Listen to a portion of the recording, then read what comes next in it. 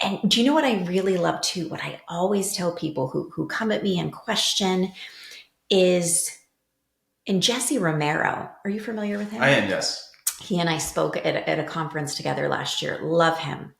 And Jesse Romero has worked closely with Father Ripperger, who's one Oh. of the world's top exorcists. Hmm. And exorcisms are scary, but they're always really like eye-opening. Like if you don't believe, like talk to an exorcist. Okay, Yeah. listen to an exorcist because these things are irrefutable, guys.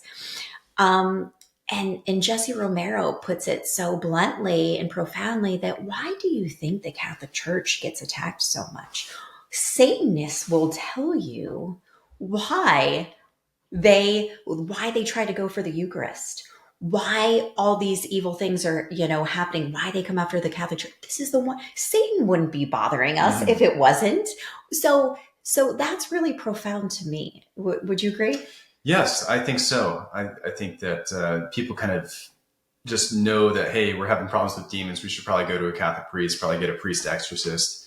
Right. And you're totally right that with everything you're saying, you shouldn't leave the church because of the Pope or because of any individual person. And Jesus Christ ultimately is the head of the church.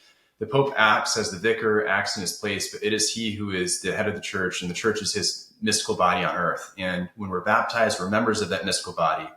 And insofar as we're in a state of grace and we're supporting that mystical body, we're supporting the life of the church. And if you're in mortal sin, if you step out, my favorite spiritual book is This Tremendous Lover by Eugene Boylan. And he gives the analogy that if you step out of grace, you're like a cancer to the body and you are just kind of hurting it. When you sin, you kind of hurt the body somewhat, but cancer, you're just kind of killing it or in that problematic space.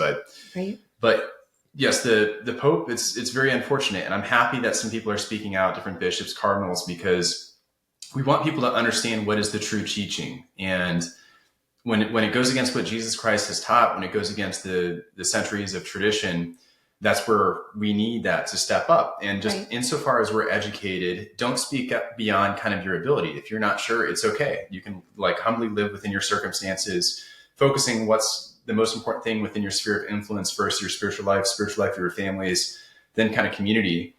But if you have that kind of platform, if you're asked that kind of question, you need to step up for the truth. And for anyone who's considering becoming Catholic, but isn't sure because of this Pope, I would say that Jesus Christ is the head of the church. The fact that we're getting this pushback right now should be kind of proof of Validation, right? Yeah, validation of what we have always believed and will always believe. Yeah, absolutely.